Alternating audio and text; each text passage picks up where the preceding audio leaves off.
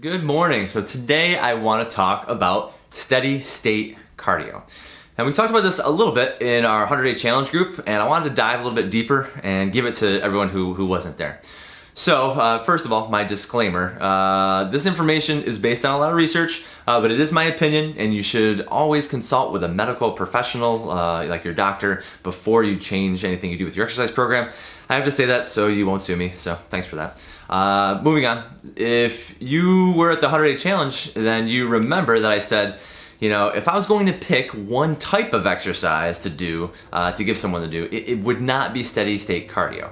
So first of all, I want to define that for you so we're on the same page and understand that.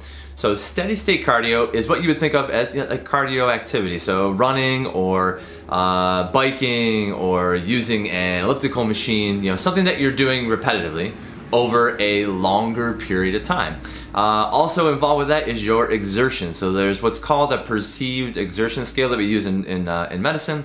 It's from 1 to 10, and a 1 is just me sitting here doing nothing. A 10 is I'm using all the energy I can. This is the hardest I can work. I'm running away from the zombie apocalypse and I need to keep running forever.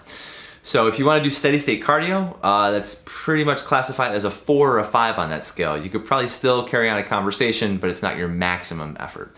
So as far as the benefits and disadvantages to steady state cardio, a lot of people say it burns fat. That's another debate we could have on that. I say it will burn fat, but not as effectively as other things.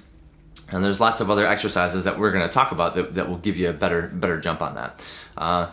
It's certainly good for the heart and the lungs. It's cardiovascular activity. It's pumping, blood through your body. It's making you breathe heavier, which is good. But so are other activities. If I work really hard at an activity for a shorter period of time, I'm still breathing heavy. My blood is still pumping, and I'm using my heart. So I like other activities better.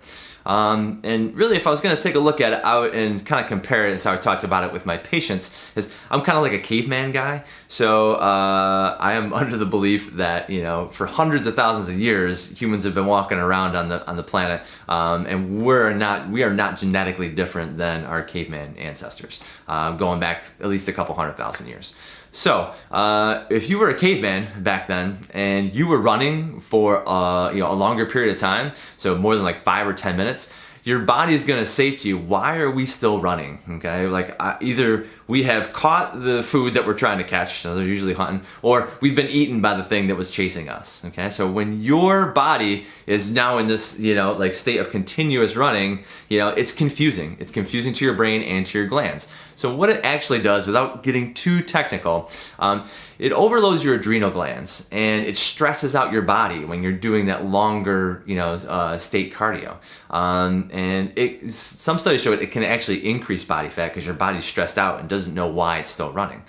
So when the adrenal glands become overloaded, there's an immediate biomechanical response that causes a decrease in insulin sensitivity. Again, without getting too technical, it's changing the chemistry in your body. Your body does not like that steady state cardio, so I'm not a big fan of it. Also on top of that, it just tends to cause a lot of injuries, particularly in my patients, so I see a lot of it. It's repetitive motion, typically on hard surfaces. So if you talk just about the knee, it causes all sorts of problems. But I'm just grinding that knee over and over and over again, doing the same pattern and increasing osteoarthritis.